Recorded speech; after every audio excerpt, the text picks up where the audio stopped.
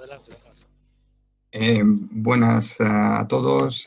Gracias por venir a esta conferencia de José Luis. Yo tengo el placer de haber sido invitado por él para presentarle. José Luis y yo nos conocemos desde hace mucho tiempo. Hemos tenido un camino en muchas cosas comunes desde el punto de vista de promocionar la ingeniería de sistemas en España. Y quisiera presentarle, además de agradecerle su invitación, diciendo que es una persona que tiene más de 30 años de consultor en temas de ingeniería de sistemas. Ha sido profesor de la Escuela de Ingenieros Industriales de la UPM de Madrid durante 20 años, enfocado mucho a la investigación en el ámbito de la ingeniería de sistemas y la dirección de proyectos. También quiero resaltar que fue una de las personas pioneras como embajador de INCOSE en España y fue la persona que de alguna forma capitalizó todos esos activos iniciales en la creación del capítulo español de INCOSE, que fue en el 2012, donde tengo el orgullo de haber participado junto con José Luis y otros colegas. Y en el ámbito de la presentación de hoy, yo creo que José Luis es una persona que es referente en cuanto a metodologías de Model Based System Engineering. El hándicap que tenemos es que el mundo anglosajón es verdad que ha sabido vender mucho más todo esto, pero honestamente yo estoy aquí y espero que vosotros también para aprender de José Luis, porque tiene un largo recorrido y sus lecciones son magistrales. Ánimo, José Luis, todo tuyo. Muchísimas gracias, Bernardo, por tus siempre buenas palabras. Y Bernardo está, además de amigos, está considerado, es el único español, me parece ahora mismo, que tiene el título de experto por INCOSE en Ingeniería de Sistemas, con lo cual le agradezco mucho más el estar aquí. Pues vamos a empezar. Espero que me oigáis bien. En primer lugar, también agradeceros vuestra asistencia y desearos que vosotros y vuestras familias estéis bien en estos momentos difíciles que está viviendo pues toda la humanidad. Como ha dicho Bernardo, lo que vamos a hablar en este webinar, que además voy a tratar de ser breve, se podría estar hablando mucho tiempo, pero tampoco es cuestión de aburrir, de una metodología de ingeniería de sistemas que me ha llevado muchos años de desarrollo. Primero empezó llamándose PPOA, era una metodología para diseñar arquitecturas software, y esa metodología luego se extendió y se le dio este nombre, Integrated Systems Engineering, para incluir el diseño ya de sistemas no solo software, sistemas que incluyen elementos de otro tipo. Es decir, que al final esta metodología que se llama ISE y PPOA es una metodología para diseño de la arquitectura de los sistemas que hoy en día se llaman mecatrónicos, que incluyen elementos mecánicos, elementos electrónicos, elementos software y también incluso elementos de otro tipo. Por lo tanto, esta metodología la podemos aplicar tanto a sistemas mecatrónicos como incluso a instalaciones industriales. Eso es un aspecto que en España creo que no se está haciendo, pero el enfoque sistémico ya se está aplicando en Reino Unido y en Francia en instalaciones industriales. Particularmente uno de los ejemplos que se está aplicando el enfoque sistémico es en el ITER, el reactor de fusión nuclear. Bueno, las dos fuentes principales para ahondar en esta metodología es, por una parte, un libro que publicamos en julio de 2019 y donde yo les recomendaría ver, sobre todo, bueno, aparte de la metodología, que es el capítulo 4, el capítulo 6 también es muy interesante, hay tres ejemplos bastante distintos. Un primer ejemplo, que es el capítulo 8, que es el que vamos a ver aquí, de un UAV de ala fija. Un segundo ejemplo, que es Software Intensive, que es un robot, es un robot colaborador que trabaja cerca de humanos y es un robot que en su día ganó el Challenge de Amazon. Y en tercer lugar, hay un ejemplo de instalación industrial. Sé que en el público hay personas trabajando más en el mundo de la industria, de instalaciones, y también se puede aplicar este enfoque en instalaciones industriales. Y tiene la ventaja que podemos aplicarlo al nivel de detalle que queramos. Eso es la gran ventaja del enfoque sistémico, que nos permite determinar el nivel de detalle. Y eso se basa en el uso de jerarquías y de la abstracción. Eso es una gran ventaja respecto, por ejemplo, a la manera clásica de diseñar las instalaciones industriales. Bueno, otra fuente de información es la wiki del método. Esa wiki está dentro de una wiki del Object Management Group, es una entidad que agrupa todas estas metodologías de diseño de software y de sistemas, y dentro de esa wiki hay una parte que está dedicada a esta metodología a la cual yo tengo acceso, soy la única persona que tiene acceso a cambiarla. Y ahí ustedes pueden encontrar gran cantidad de artículos, etcétera. Si alguno de esos artículos no lo pueden acceder por temas de copyright, me pueden escribir a mí y yo se lo envío. Y también el libro, es importante indicar que ya está en algunas bibliotecas de universidades. No solo universidades aquí en nuestro país, en España, por ejemplo, la Politécnica de Madrid, la Universidad del País Vasco, la Universidad Politécnica de Cartagena, la Universidad de Málaga, sino también universidades, en bibliotecas de universidades como la Universidad de Oxford, la Universidad de Cranfield, la Universidad Tecnológica de Múnich y otras. Toda esa información, si ustedes me la piden, yo se la puedo suministrar. Bien. La metodología ISPPOA es una metodología dirigida por los requisitos. Es decir, los requisitos son parte fundamental de esta metodología, porque entiendo y entendemos las personas que trabajamos en esta metodología que los requisitos y la arquitectura se diseñan en paralelo. O sea, a la vez que voy diseñando la arquitectura del sistema, voy diseñando requisitos de más bajo nivel. Voy especificando requisitos de más bajo nivel. Eso lo veremos a posteriori. Esta metodología también se fundamenta en el uso de jerarquías representadas como árboles, flujos funcionales y puentes para cubrir las brechas semánticas. Eso hablaremos luego. Es muy importante. O sea, las jerarquías es muy importante. El uso de jerarquías que las vamos a usar a nivel funcional, a nivel físico y a otros niveles de la arquitectura. También vamos a hablar de la ontología o el modelo conceptual que soporta toda esta metodología. Luego hablaremos de las dimensiones que tiene esta metodología, que tiene 3 dimensiones. Describir la misión del sistema, describir el propio sistema y describir las partes software. Si el sistema tiene partes software, describir esos subsistemas que son software intensive, que son intensivos en software. Y para terminar vamos a ver un ejemplo desarrollado por una pequeña empresa española que hace UAVs y concretamente de un UAV que se llama Seeker, que actualmente está siendo probado por el Ejército Español. ¿Qué entendemos por una metodología basada en modelos? O sea, la palabra es modelo. Y ahora se dice que el modelo es la fuente única de verdad. No es, yo eso no lo creo así. El modelo es la fuente principal, pero no es la fuente única. Entonces, cuando hablamos de una ingeniería de sistemas basada en modelos, es que vamos a hacer un modelo del sistema que va a ser la fuente principal de la verdad del sistema, del conocimiento del sistema. Bien, una metodología en realidad no es solamente un proceso de diseño. Una metodología es un conjunto de buenas prácticas que llamamos métodos y el uso de herramientas. Todo esto está muy bien definido en un documento de INCOSE que yo creo que es público y si no me lo pueden pedir, que lo coordinó Jeff Stephan, al cual conozco, que es que él trabajaba en ese momento en el Jet Propulsion Laboratory de NASA. En este documento se dice que una metodología es el proceso, las buenas prácticas y las herramientas. Es importante no dar demasiado peso al tema de herramientas y empezar en la organización o dar mayor peso al proceso y a las buenas prácticas. Claro, esto es mucho más caro en realidad. Es más caro formar a las personas de una organización en las buenas prácticas y los procesos, pero es la única manera.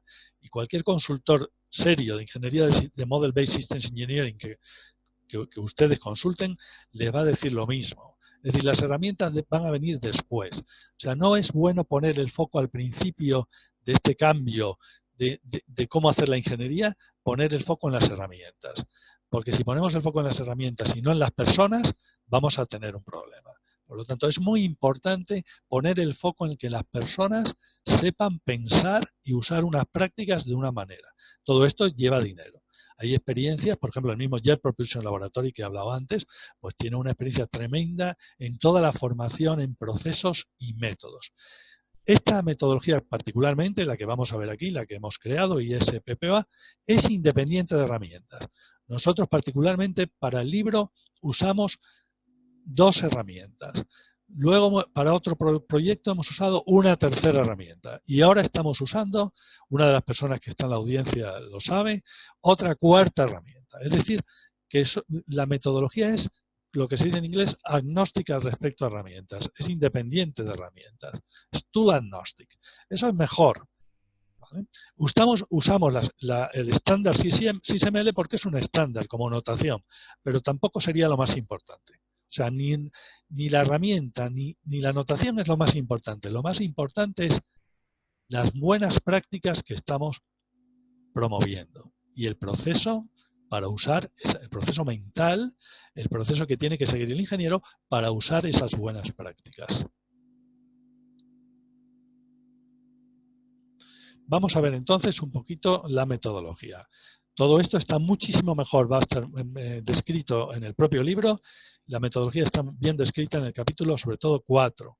Pero sería conveniente siempre leer el 4, 5 y 6. Ya veremos por qué. Esta metodología hemos dicho que está dirigida por requisitos. Es decir, a la vez que se diseña el sistema hay que tener en cuenta los requisitos. O sea, y los requisitos impactan en el diseño y a la vez el diseño impacta en los requisitos. Es decir, que hay ahí un feedback. Una metodología, en el fondo, es una manera de pensar de manera consistente para resolver un problema de ingeniería. Lo que se trata aquí es de resolver un problema de ingeniería, o sea, diseñar un producto o servicio de una manera consistente. Entonces, el usar una metodología en una organización nos permite que todos los ingenieros trabajen de una manera consistente y no es un obstáculo para la creatividad. Muchas veces podemos pensar que una metodología es un obstáculo por la creatividad. No lo es en absoluto, y menos esta. Está pensada para que haya una creatividad tremenda en identificar las funciones, en identificar las partes físicas, en usar un modelo de calidad de acuerdo con nuestras necesidades. Todo eso es totalmente, va a ser libre y nos va a hacer pensar, que es lo bueno. Y cuando a la gente se le enseña a estudiantes o a ingenieros esta metodología y empiezan ese proceso creativo, se motivan muchísimo.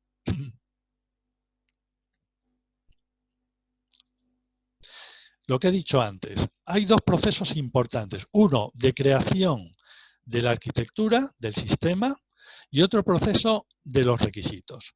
Bien, lo que llaman el flujo de requisitos, en inglés Requirements Flow Down.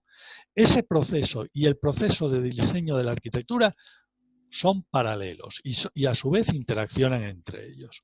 Es decir, que yo parto de los requisitos de sistema y a partir de los requisitos de sistema empiezo a generar, porque no la genero en completo, la jerarquía funcional. O sea, qué funciones tiene que tener el sistema para cumplir esos requisitos. ¿Qué funciones tiene que tener? Y a la vez, qué requisitos, qué modelo de calidad, qué atributos de calidad ha de tener para cumplir también esos requisitos. Llamando atributos de calidad, pues atributos como safety, mantenibilidad, fiabilidad, resiliencia, etcétera. Y eso dependerán de cada organización y de cada producto. No todos los productos tienen los mismos requisitos o los mismos atributos de calidad. No importa, por ejemplo, hay productos que la usabilidad es muy importante y hay otros productos, en cambio, que el safety es crítico.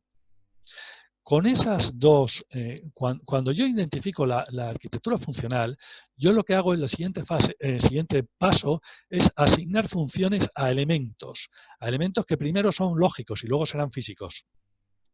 Eso le llaman en inglés functional allocation. Esto es muy importante y no se debe de perder de vista este trabajo de la funcionalidad.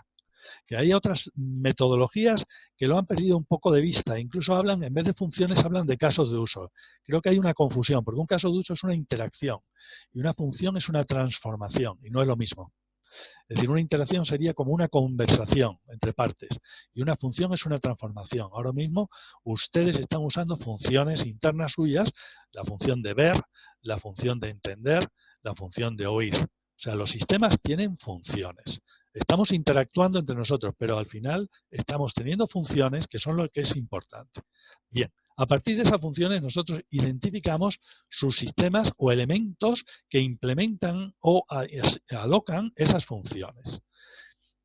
A la vez ya sacamos los requisitos que van a ir a la siguiente fase. Los requisitos que van a ir a la siguiente fase se vuelven a convertir en funciones. Es decir, seguimos detallando más el árbol funcional. Seguimos sacando niveles más de detalle del árbol funcional. Porque si no, no vamos a poder alocarlas. Necesitamos funciones simples que puedan ser asignadas o alocadas a elementos simples, a lo que llamamos bloques. Entonces ya empezamos a identificar los bloques que tiene dentro un subsistema.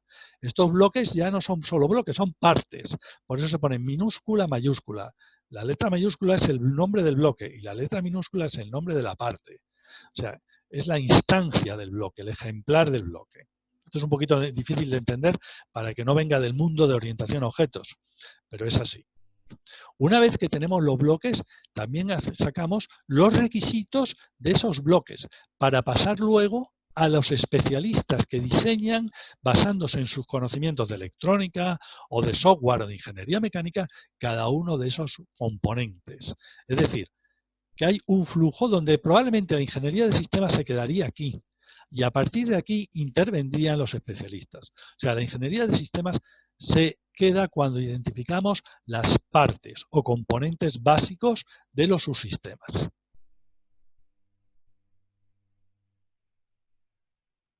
Bien, hemos dicho que en esta metodología se usa mucho las jerarquías, que las vamos a representar como árboles, los flujos funcionales, que los vamos a representar como en diagramas de actividad de SysML, y son los flujos funcionales que en la ingeniería del sistema clásica se llamaban los Functional Flow Block Diagrams, y vamos a usar lo que llamamos puentes para cubrir lo que llamamos brechas semánticas. Por ejemplo, hay una brecha semántica entre los requisitos no funcionales y la arquitectura.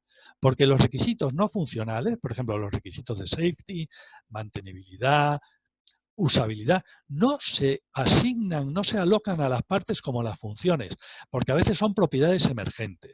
Por lo tanto, necesitamos un puente. Este puente, que esto es lo que esta metodología se diferencia básicamente de la mayoría de las que hay, que yo me he tenido que mirar otras para ver lo que tienen de bueno y lo que tienen de peor.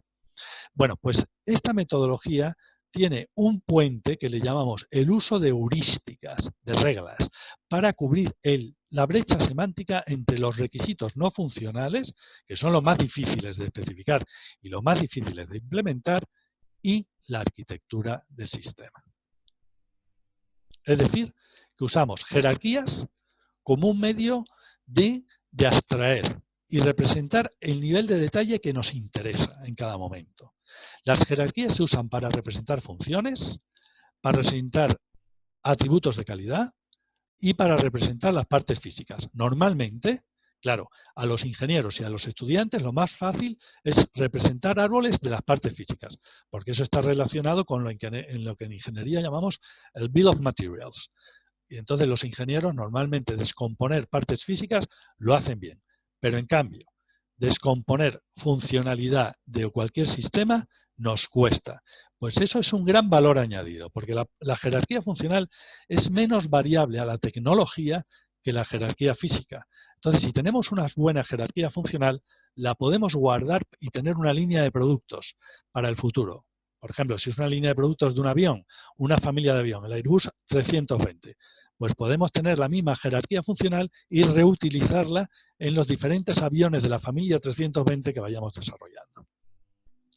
Por otra parte, tenemos que representar los flujos funcionales, es decir, representar la conducta del sistema mediante flujos funcionales. En vez de representarla con casos de uso, que se hace al principio, pero eso es a nivel de misión, o representar la conducta con diagramas de secuencia, la representamos por diagramas de actividad. Y por otra parte, usamos puentes para cruzar sobre las brechas semánticas. Y hay dos brechas semánticas principales. La brecha semántica entre los requisitos no funcionales y la arquitectura, donde usamos un puente que llamamos heurísticas. Estas heurísticas están en el capítulo 6 del libro, donde hay una colección de heurísticas que recolecté en unos 20 años. Heurísticas para aplicar para diferentes atributos de calidad, particularmente mantenibilidad, eficiencia, safety y resiliencia. Por otra parte, también tenemos un puente para cubrir la brecha semántica que hay entre el mundo del sistema y el mundo del software, que no es lo mismo. Porque en el mundo del sistema hay que cumplir las leyes de la física, las leyes de la conservación de la materia y la energía. En cambio, en el mundo del software tú puedes crear y destruir componentes. Eso en un sistema no lo puedes hacer. Pero en el mundo del software tú creas y destruyes objetos o componentes. Por lo tanto, es muy importante cubrir esa brecha semántica y para eso vamos a usar lo que llamamos el modelo del dominio. Es decir, hemos dicho que es muy importante representar jerarquías funcionales, jerarquías físicas y jerarquías de atributos de calidad. Por ejemplo, si yo defino un atributo de calidad, digo safety. Bueno, pues safety como atributo de calidad tiene por debajo factores de calidad. Por ejemplo, prevención de accidentes. Por ejemplo, identificación de accidentes. Por ejemplo, registro de accidentes. Bueno, pues a partir de eso, cada uno de esos factores de calidad, determino qué requisitos podrían ser necesarios para cubrir esos factores de calidad. Y entonces tengo plantillas para definir esos requisitos. Es muy importante también cuando se hace una metodología tener una ontología o modelo conceptual de los conceptos que usa la metodología para que todos hablemos de esos conceptos de la misma manera. Y esta es la ontología o modelo conceptual de esta metodología. En esta ontología, el concepto principal es el concepto del sistema. Un sistema contiene partes. Esas partes pueden ser simples o compuestas. Una parte compuesta es, por ejemplo, un ensamblaje o un subsistema que contiene partes simples. Las partes entre ellas se relacionan por interfaces físicas. Un sistema, a su vez, interactúa en un entorno. Esa interactuación del sistema con los agentes del entorno se describe por un concepto operacional. Ese concepto operacional se describe a su vez por un conjunto de escenarios. Esos escenarios dan lugar a necesidades operacionales. O sea, de los escenarios obtenemos necesidades operacionales de los actores en ese contexto. Esas necesidades operacionales se transforman en capacidades o habilidades del sistema.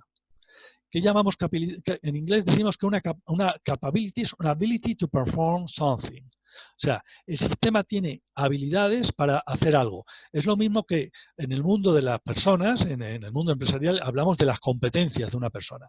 Bueno, pues los sistemas tienen capabilities, las personas tienen competencias. Competencias para hacer algo en su entorno de trabajo. Pues los sistemas tienen capabilities. Esas capabilities a su vez se descomponen en propiedades. Y esas propiedades pueden ser atributos de calidad, por ejemplo, mantenibilidad, fiabilidad, safety, resiliencia, estados que tiene ese sistema, propiedades físicas, masa, color, longitud, o funcionalidades. La funcionalidad probablemente sea la propiedad más importante, porque tus capacidades dan lugar a que tú tengas unas funciones que hacer. Esas funciones se describen también con requisitos funcionales y esas funciones se alocan a elementos del sistema. Por eso hay una allocation o asignación a elementos. Pero fíjense que, por ejemplo, Los atributos de calidad no se alocan directamente a las partes, porque no se puede, porque son propiedades a veces que son propiedades emergentes. Entonces los atributos de calidad se implementan y se implementan usando heurísticas. Es lo que está diciendo aquí el modelo conceptual. Que un atributo de calidad definido por un requisito no funcional se implementa en una parte del sistema, en un componente del sistema, mediante el uso de heurísticas. Todo esto está explicado en el libro, con más profundidad, claro, en una hora explicar todo esto es imposible. Entonces hemos dicho que la metodología tiene 3 dimensiones. La dimensión misión, donde explico para qué quiero utilizar mi sistema. No es lo mismo usar un coche, un todoterreno, para andar por el campo que para andar por el Paseo de la Castellana de Madrid. Aunque hay gente que usa todoterrenos por el Paseo de la Castellana, pues no es lo más apropiado. Entonces, eso nos lo dice la misión. La misión nos dice para qué queremos usar el sistema. Y eso lo definimos con escenarios, necesidades operacionales y capabilities. Una vez que nosotros tenemos definido la misión, vamos a la siguiente dimensión, o dimensión del sistema, que es donde definimos en más detalle los requisitos del sistema, que los sacamos de las necesidades y de nuestro conocimiento y de las capabilities. Ya las necesidades son desde el punto de vista del actor que interacciona con el sistema. En cambio, los requisitos ya son desde el punto de vista del sistema. Hay un cambio ahí que en el propio libro tampoco lo hemos hecho muchas veces bien, porque he tenido que ser laxo con algunos de los ejemplos, con las empresas que lo hacían, porque no podía ser demasiado riguroso, porque si no, no terminábamos nunca.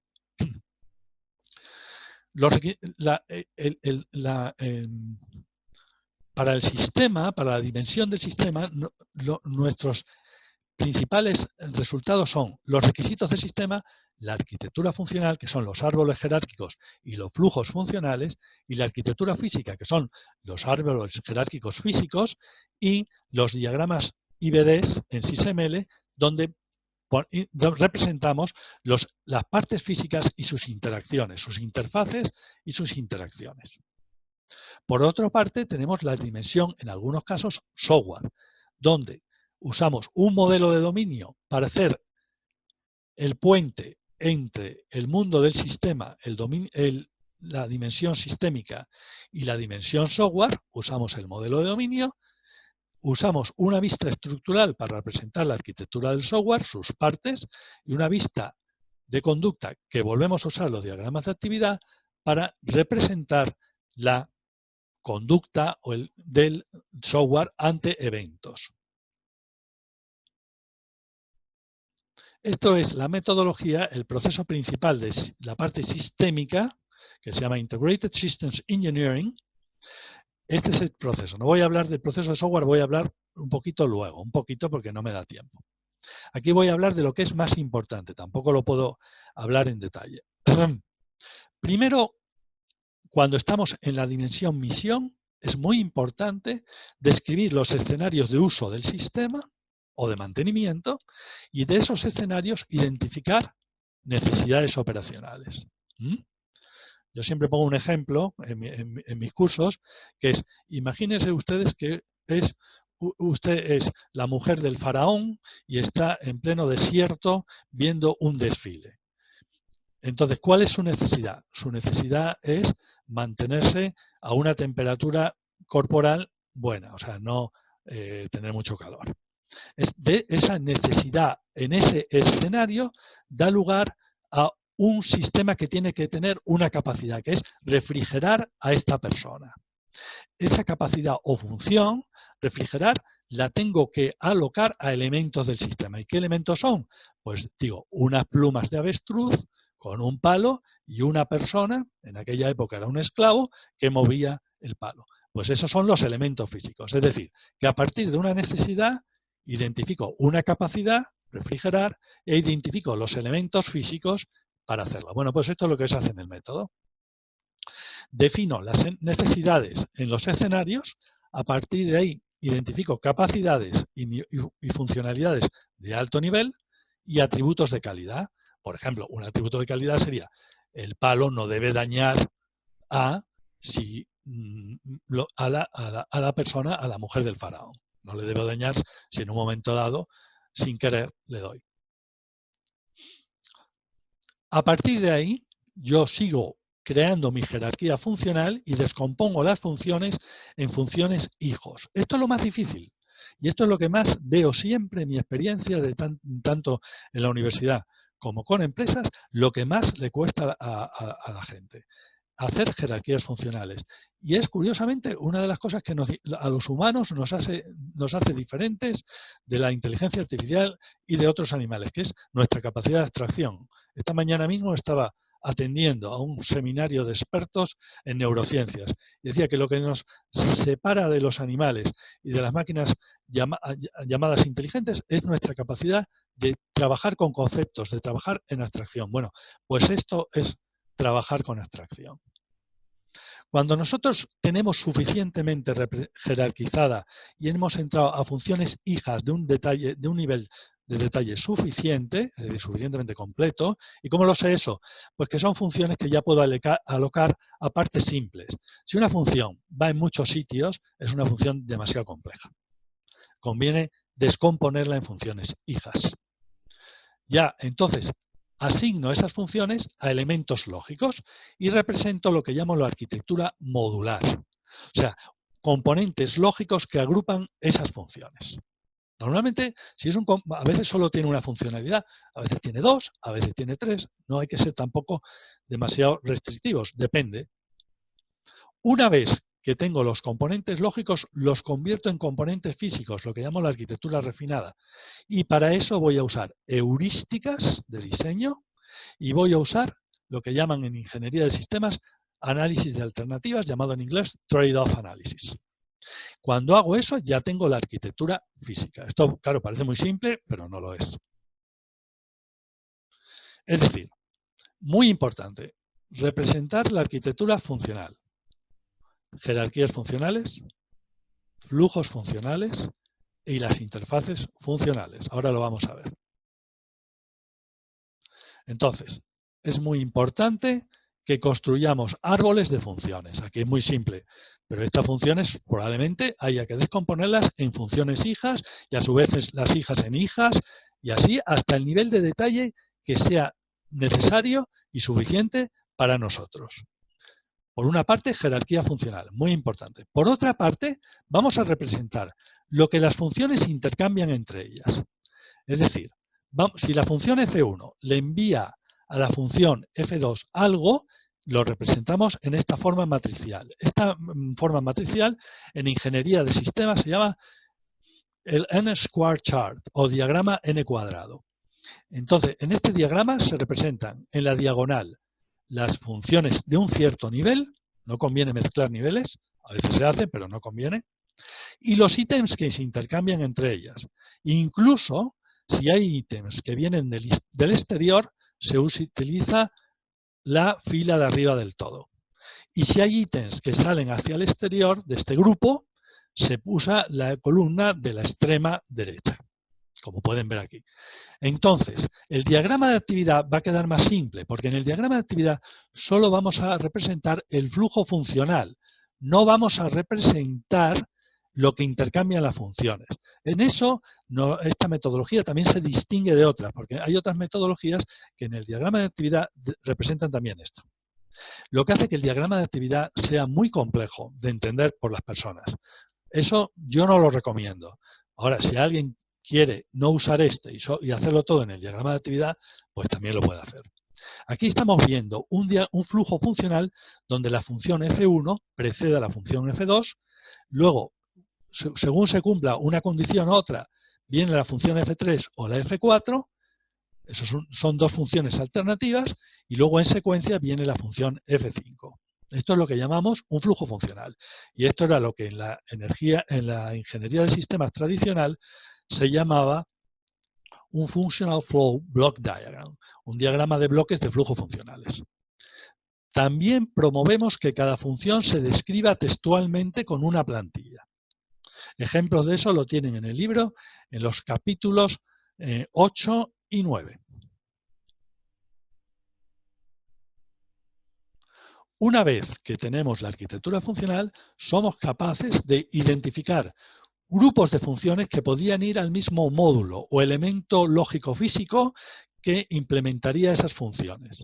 Y a eso le llamamos la arquitectura modular. Es la primera que hacemos, teniendo en cuenta que las funciones que intercambien mucho información, datos, energía o materia entre ellas, es decir, funciones que están más acopladas, es conveniente que estén en el mismo módulo o subsistema en algún caso. O funciones que sean muy cohesivas entre ellas. O sea, para agrupar funciones en módulos se usan dos principios, el de la cohesividad y el principio del mínimo acoplamiento. Son dos principios clásicos del diseño.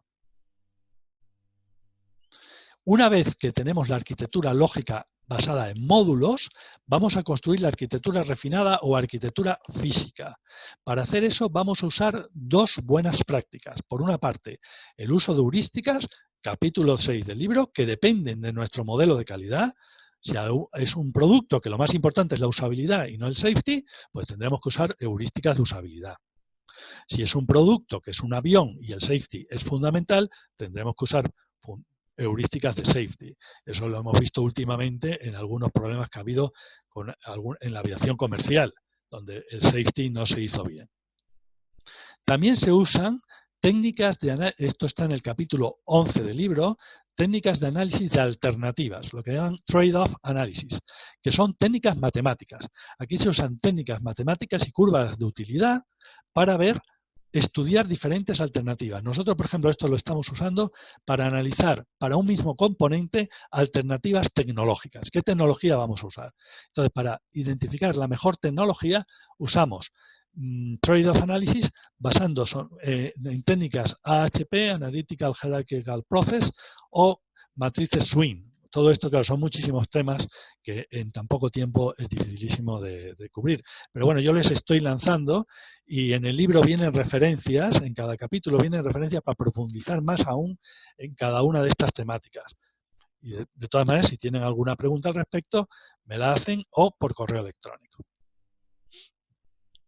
Como hemos dicho, para pasar de la arquitectura modular a la arquitectura ya final o refinada, vamos a usar por una parte heurísticas, que en el caso del libro tenemos heurísticas de mantenibilidad, safety, eficiencia y resiliencia, y también vamos a usar trade-off analysis o trade studies, o sea, análisis de alternativas basándonos en curvas de utilidad y en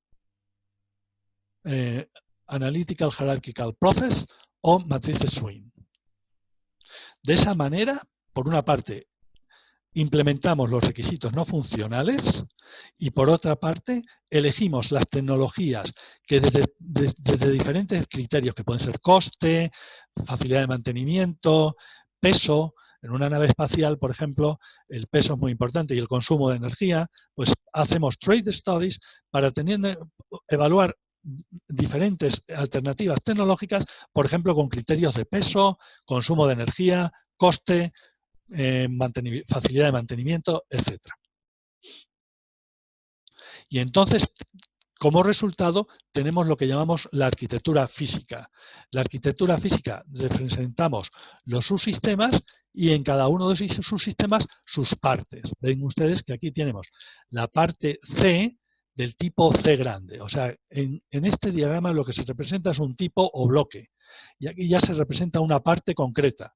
La parte C del tipo C grande. Esto es, la notación SysML es un poquito difícil de explicar ahora en un momento. Y también explicamos los conectores que hay entre las partes.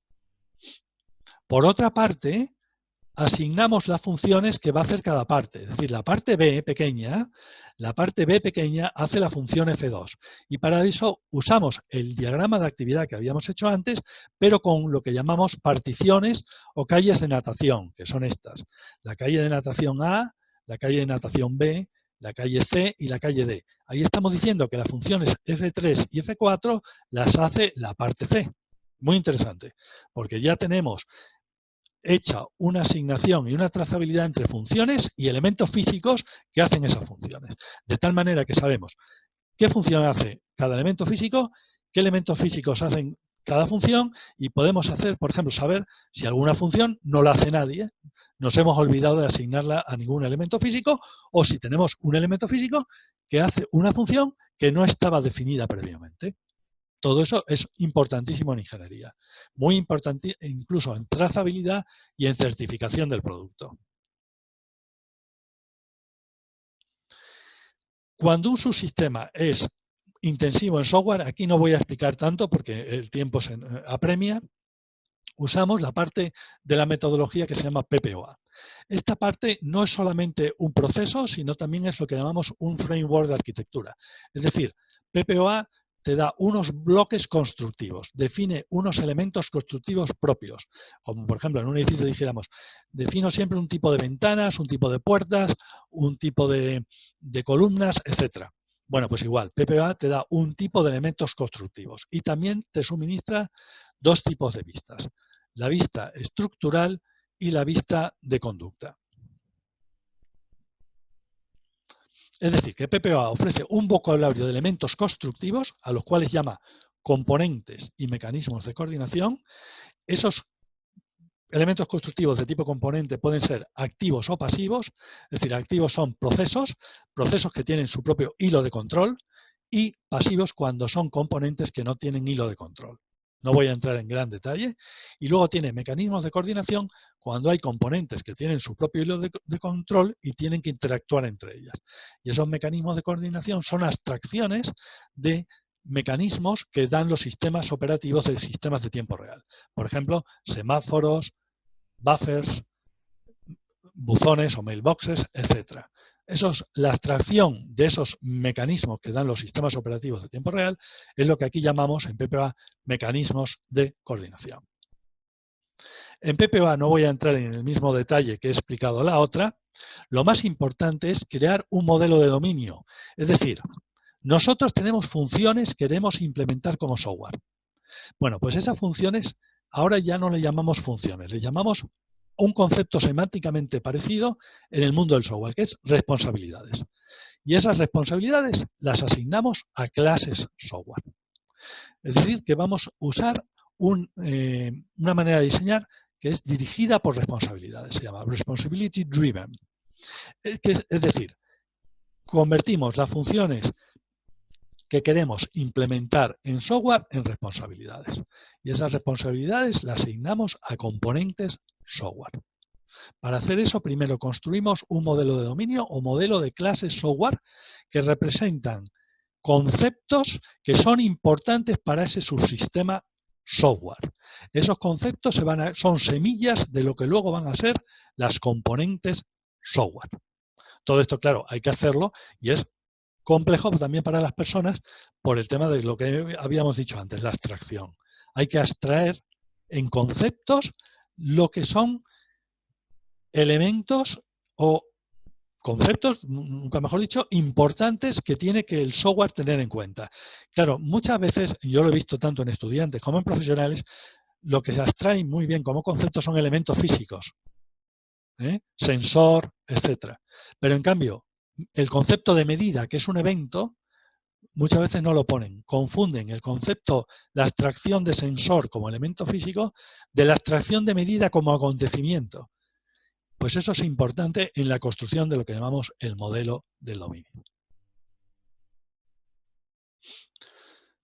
Entonces, el modelo del dominio es un modelo de clases donde están los conceptos principales que yo voy a implementar en software, y también uso las tarjetas CRC para cada una de esas clases definir su nombre, qué responsabilidades va a hacer y con qué otras clases colabora. Eso es muy interesante. Esto es una técnica del principio de los 90 que me parece que la inventó Ken Beck. Una vez que tengo el modelo de dominio, el siguiente paso es identificar los componentes de la arquitectura que son la transformación de esas clases que yo identifiqué en el modelo del dominio. Todo eso PPOA tiene unas reglas para hacerlo. Entonces, en este caso, por ejemplo, hemos hecho una arquitectura de un brazo robótico, no es el del libro, es otro anterior, donde vemos diferentes componentes, todas son del tipo de proceso, todas tienen su propio hilo de control, son componentes activas, y entre ellas se comunican por medio de buffers, que se representan así, y también por medio de semáforos, que se representan así. Los buffers son colas de mensajes y los semáforos sirven para controlar el acceso a ciertos recursos compartidos. Esto es bastante complicado y en la zona de recursos, tanto de la metodología como de PPOA, tienen artículos donde se explica esto. Uno de los ejemplos que hicimos fue el control de un ascensor. Vamos a entrar un poquito en el ejemplo del avión no tripulado. Es un avión no tripulado desarrollado por una empresa que se llama Aurea Avionics, es una pequeña empresa con sede aquí en Madrid, y el avión particularmente se llama Seeker. Es un avión para usos de vigilancia e inteligencia y vamos a centrarnos en su subsistema eléctrico, es decir, no es un subsistema software. Nos vamos a centrar en la explicación de su subsistema eléctrico que desarrolló esta empresa, que colaboró con nosotros en el libro, en el capítulo, particularmente en el capítulo 8 del libro. Este avión tiene una envergadura de 2 metros. Lo que tiene muy importante es una autonomía. Puede estar volando 90 minutos, eso está muy bien. Tiene una longitud de 1,2 metros. Tiene una velocidad de crucero de 60 km por hora y una altitud de operación entre 100 y 400 metros. El avión se tira con la mano y aterriza de panza, no lleva tren de aterrizaje. Es muy sencillo. Como les dije antes, este avión me parece que está siendo utilizado en pruebas ahora mismo por el Ejército Español. Bueno, vamos a ver. Ahora entramos en la dimensión de la misión. En la dimensión de la misión, lo primero que hay que identificar es el contexto. Es cómo mi sistema, en este caso el avión, que se llama Seeker, interacciona con otros elementos del universo, particularmente con el piloto, el técnico de mantenimiento, el target, por ejemplo, la zona que está vigilando, y las condiciones del entorno, condiciones meteorológicas y condiciones del lugar de aterrizaje. Esto se representa en SysML con un Block Definition Diagram, un diagrama BDD. También se puede representar con un IBD. En el caso del robot, en el capítulo 9 lo hemos representado con un IBD. En este caso, estas líneas son asociaciones. En el otro caso son conectores. No voy a entrar en esos detalles, pero bueno, que hay esa diferencia. Entonces, es muy importante identificar este contexto y ahora vamos a ver qué casos de uso tiene el sistema con estos actores. Y eso lo representamos por un diagrama de casos de uso. Entonces, estamos representando interacciones. Ven que no son funciones. Hay otras metodologías que dicen, no, estos son funciones. No, no, no. Estos son interacciones desde el punto de vista del actor. El actor es el sujeto de esta interacción. El piloto configura el avión. El piloto gestiona el plan de vuelo. El piloto manda comandos al avión. El piloto gestiona, cuando el avión está volando, el plan de aterrizaje. El piloto gestiona la carga de pago. O sea, las cámaras que lleva el avión, que puede llevar una cámara infrarrojo y una cámara visual. Entonces, estos serían los casos de uso. A partir de estos casos de uso y su descripción de escenarios, identificaríamos necesidades operacionales. Necesidades que en este escenario se ven. Por ejemplo, en capturar vídeo hay una necesidad de ancho de banda. Si yo estoy capturando vídeo y lo tengo que transmitir a tierra, necesitaré un ancho de banda. Bueno, pues eso es una necesidad operacional. O si yo necesito estimar el viento, pues tendré una necesidad de tener un sensor, etcétera, o con una cierta capacidad. Si tengo un caso de uso que es monitorizar el avión, digo, ¿qué necesidades tengo ahí? ¿Qué voy a monitorizar? Pues yo monitorizo la posición del avión y monitorizo la batería y monitorizo si está funcionando bien. Bueno, pues ahí crea unas necesidades. Ya necesitaré alguna función en el avión que monitorice el estado de la batería. Necesitaré una transmisión con un cierto ancho de banda de ese estado de la batería. Y necesitaré que esa transmisión se haga cada cierto periodo de tiempo. Pues todas esas necesidades surgen de este caso de uso. Una vez que tengo esas necesidades, genero unas capacidades o habilidades que tiene que tener el sistema a alto nivel. En este caso tiene 14 capacidades. Facilidad de configuración. Facilidad de verificar antes de empezar el vuelo. Facilidad de gestionar el plan de vuelo. Facilidad de enviar vídeo. Larga autonomía. Esta es muy interesante porque esto es una capacidad compleja. Cuando un avión tiene que tener una autonomía importante, se tiene que basar en varias cosas. Por ejemplo, en propiedades, tener un importante alargamiento del ala para tener una baja resistencia aerodinámica inducida. Entonces, eso es una propiedad. También para tener una larga autonomía, tiene que tener fiabilidad en sus componentes. Es decir, un requisito no funcional, la fiabilidad de sus componentes. Y también para tener una larga autonomía conviene que tenga alguna funcionalidad de health monitoring. Es decir, ven cómo a partir de una capacidad se derivan propiedades, atributos de calidad y funciones de ese sistema. Una vez que ya hemos visto que en la misión cómo queremos que interactúe y en dónde queremos que interactúe nuestro sistema, vamos a la dimensión de sistema, donde lo principal es identificar muy bien la arquitectura funcional, los requisitos y la arquitectura física. La arquitectura funcional la basamos en las capacidades que hemos identificado, necesidades y en el conocimiento también. En este caso, en el conocimiento del dominio. O sea, el conocimiento del dominio de los aviones nos permite saber las funciones típicas de un avión y adaptar ese conocimiento a nuestro caso. De hecho, nos basamos en las funcionalidades típicas de un avión comercial de pasajeros que las ha identificado INCOSE y en un libro de Scott Jackson, que es muy bueno, de Ingeniería de Sistemas de Aviones Comerciales. No, siempre es bueno usar, y eso lo pongo en el libro, tanto conocimiento del dominio, por ejemplo, el NIST en Estados Unidos también tiene identificadas funciones de cualquier cosa. Entonces, bueno, no inventarlo, ir a buscar fuentes de conocimiento y luego nuestras necesidades propias y adaptarlo y empezar a crear el árbol. Aquí tenemos las funciones típicas del avión. Cada una de las funciones típicas, a su vez, las vamos a descomponer en funciones hijas, al nivel que lo veamos necesario. Para eso usamos el diagrama de bloques, de definición de bloques de SysML, y aquí vamos poniendo funciones hijas. Aquí tenemos las funciones hijas de la función distribuir comunicaciones.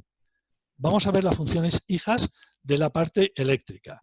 Pues las funciones hijas de la parte eléctrica son suministrar potencia eléctrica, distribuir potencia eléctrica, proteger las funciones de protección, que son muy interesantes, proteger contra polaridad inversa, proteger contra cortocircuitos, proteger contra sobrevoltaje. Y por otra parte, gestionar la potencia, convertir corriente continua a diferentes niveles de corriente continua, porque eso les hace falta por la aviónica, y convertir corriente alterna en corriente continua a corriente alterna, porque también les hace falta. Bueno, pues esto es lo más importante. Hay que hacer estos árboles y también los flujos funcionales. Describir cada función, que usamos esta plantilla que promovemos en la metodología, donde cada función se identifica sus entradas, sus salidas y sus hijos. Y en los flujos funcionales. Fíjese que aquí intencionadamente no he puesto las funciones de protección. Y se lo dejo a ustedes, sobre todo los que están en temas eléctricos, que en el público sé que hay algunos, ¿cómo pondrían aquí las funciones de protección? Yo tengo mis ideas y no lo quise poner. Y lo quitamos. ¿Cómo pondrían las funciones de protección en este flujo funcional? Es un problema muy interesante para pensar. Aquí vemos que las funciones están en algún caso en paralelo. Estas 1, 2, 3, 4, 5 funciones están en paralelo. Hay funciones que están en secuencia y luego hay funciones, todo el grupo funcional está en bloque, está en un bucle que según unas condiciones se está aquí o se terminaría el bucle. O sea que estas funciones se están haciendo continuamente en un bucle. Eso lo representamos de esta manera. Estamos haciendo una conversión típica de lo que es un bucle funcional en un FFBD en un bucle funcional representado como diagrama de actividad. También es muy importante, como dijimos antes, representar lo que se intercambian las funciones. Para eso usamos el diagrama n². Y entonces representamos lo que da cada con una convención que se llama entradas en columnas. O sea, en cada función lo que le entra está en columna. O sea, que a esta función le entra potencia eléctrica. Y lo que le sale está en las filas. Le sale potencia eléctrica protegida de polaridad inversa y potencia eléctrica protegida de polaridad inversa. Y eso sale de aquí y va a estas dos. Porque para estas dos son entradas. Y de esto es lo que sale de aquí y entra aquí. Entonces, que hay flujos que se ven por encima de la diagonal y flujos de retorno que se ven por debajo de la diagonal. Esto es muy interesante. Y luego los flujos que salen hacia afuera, en el extremo derecho, y los flujos que vienen del exterior, que es lo que viene de la batería, viene a la función suministrar justamente en la fila de la parte superior. ¿Cuántas matrices hay que hacer de estas? Todas las que sean necesarias. Recomiendo además que las funciones que están en la diagonal estén particularmente en el mismo nivel. Esto nos va a permitir agrupar funciones que entre ellas se intercambian mucho. Usar técnicas que llamamos técnicas de agrupación o de clustering. Incluso hay herramientas, la Universidad de Cambridge tiene una herramienta para agrupar. Yo no la he usado, pero sé que existe. Una vez que tenemos las funciones, también tenemos que hacer los requisitos de cada función. Para eso identificamos el output de cada función. El output de cada función lo convertimos en requisito. Y para eso usamos una plantilla. Siempre los outputs, todos los outputs de cada función tienen que ser convertidos en requisitos. Porque lo que tiene que cumplir la función es sus outputs. Es lo mismo que cada uno de ustedes. Lo que tienen que cumplir en su trabajo son sus outputs. Y los van a evaluar por sus outputs. Pues a la función los requisitos que tiene que cumplir son sus outputs. ¿Vale? Esta es una técnica que aprendí, que vi usar en Rockwell Collins Aviónica y me pareció muy bien usada y la estoy usando también hace años. También hay que representar los requisitos no funcionales, para lo cual hay que hacer un modelo de calidad. Y también usar plantillas de calidad. En el libro, en el apéndice B, se suministran varias plantillas de calidad que pueden ser útiles. Fíjese que hay otra cosa muy importante, es para cada requisito, no lo hemos hecho en todos los requisitos que hay en el libro, pero recomiendo hacerlo, cada requisito tiene que ir acompañado de su justificación. O sea, el texto del requisito, lo que se va a evaluar luego en el sistema, y por qué el requisito es así, la justificación. Eso es muy importante porque explica el porqué del requisito. Una vez que tenemos esto, pasamos a la arquitectura física. Identificamos los principales subsistemas, en este caso aviónica, eléctrico, mecánico, propulsión y misión. Misión es la carga de pago. Y cada uno de esos subsistemas, a su vez, lo descomponemos. Lo descomponemos en bloques y en partes. Es decir, aquí, por ejemplo, este bloque es el bloque gestión de potencia eléctrica, pero ese bloque tiene dos partes.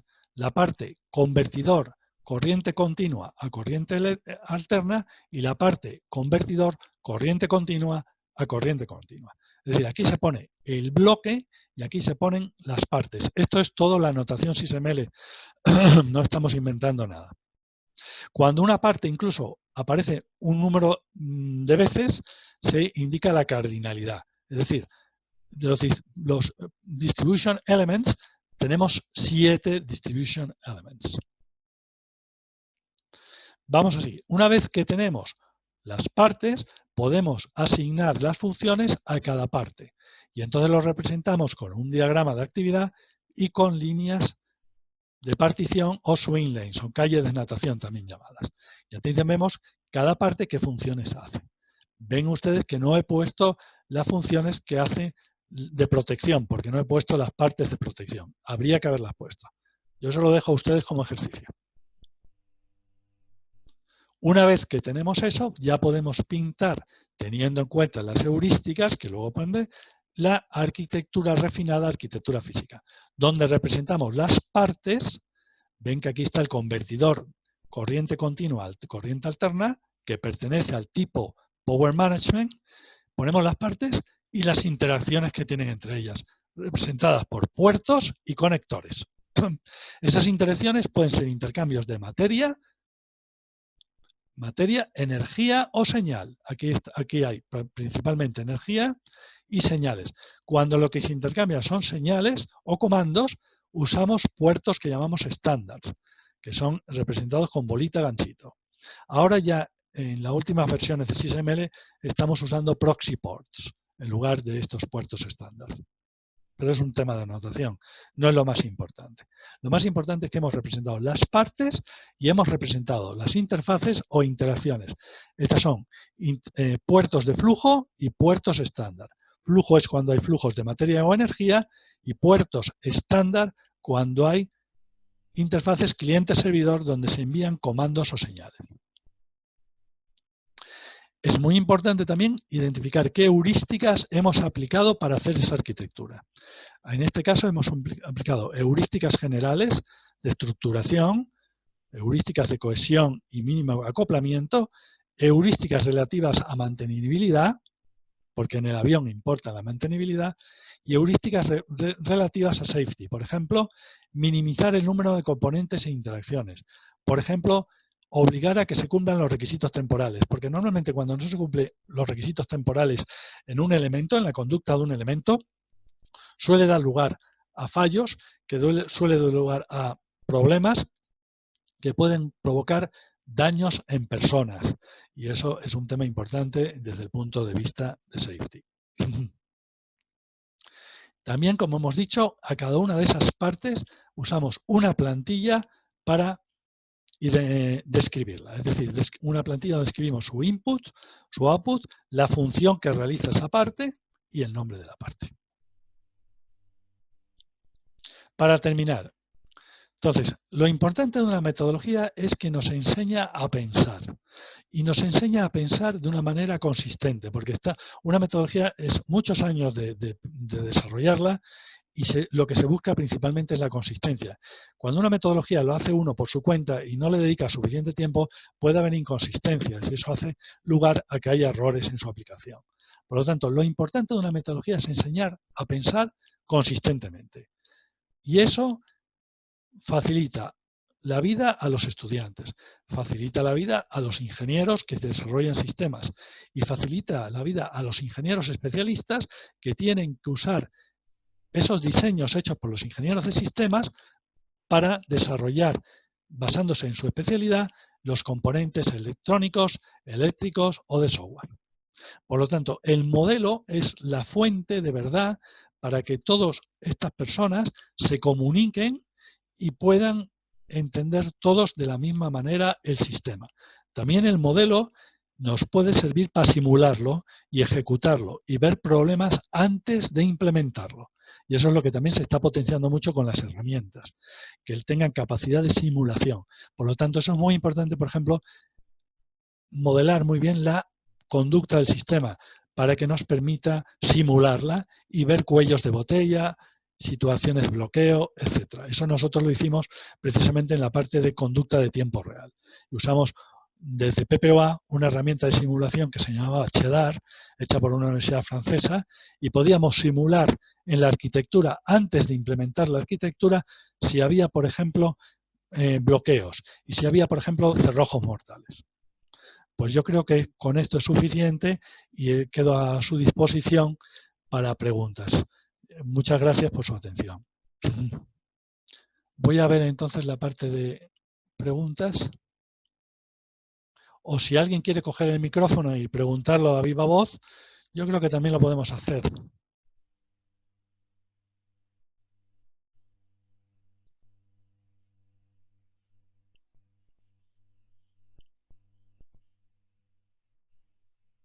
Hola, José Luis. ¿Me Sí, oyes? sí, te oigo perfectamente. Hola, soy Estela. Yo quería que volvieras a una cosa que has dicho al principio que era muy interesante. Sí, La metodología era igual a los procesos, a las herramientas y a las buenas prácticas. Si pudieras sí, voy para allá. desarrollar un poco sobre eso. Bien.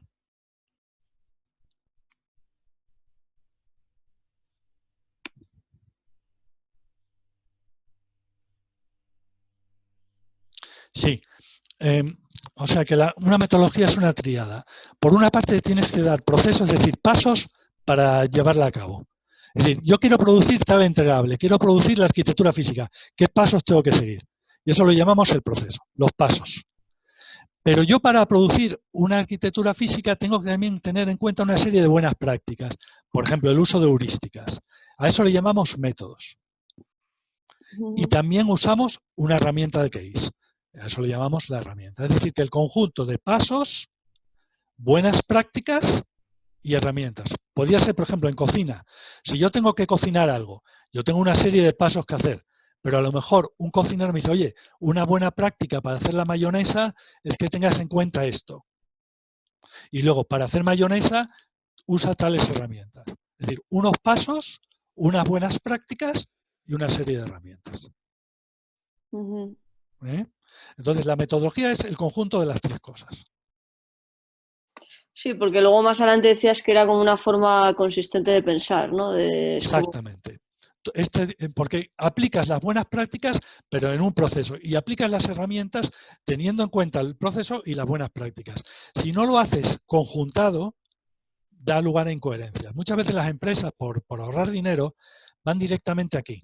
Me compro una buena herramienta y ya se la doy a mis ingenieros y que se busquen la vida. Pero claro, en inglés se dice, cuando tú usas simplemente la herramienta, garbage in, garbage out. ¿Entiendes? Si en una herramienta, por muy buena que sea, metes garbage, tú obtienes garbage. Para no meter garbage, tú tienes que tener unas buenas prácticas y un buen proceso. Y ahí somos las personas. Ahí lo importante somos las personas, no la parte... Y tampoco se puede simular con inteligencia artificial. Se puede hacer algo, se está haciendo algo, ¿eh? Se están usando herramientas de inteligencia artificial, por ejemplo, para chequear requisitos. Entonces, la herramienta Watson, la de IBM, se ha usado para requisitos hechos por Boeing, revisarlos, pero no para hacer los requisitos. Los requisitos lo hacen con expertos, pero para revisar luego que están bien hechos, se puede usar técnicas de inteligencia artificial, porque es un trabajo tedioso. Vale, muchas gracias. Me ha resultado muy interesante. La verdad que yo no trabajo en ingeniería, pero todo esto me resultaba muy familiar con cosas más de tecnología de datos y todo esto. Pues sí, muy importante. No he hablado de ecuaciones ni de matemáticas, pero sí lo usamos, también seguimos usándola. En el capítulo 10 ponemos ejemplo de cómo asimilar ecuaciones a los bloques. Y para eso usamos en SysML lo que llamamos los constraint blocks, los bloques de constraints. Y, por ejemplo, entonces ponemos las ecuaciones matemáticas que constriñen a un bloque físico. Qué interesante. O sea que también usamos matemáticas. No, nadie piense que ya tiramos las matemáticas. No, sé que como tú eres matemática, te voy a respetar eso. Sí. ¿Alguna pregunta más?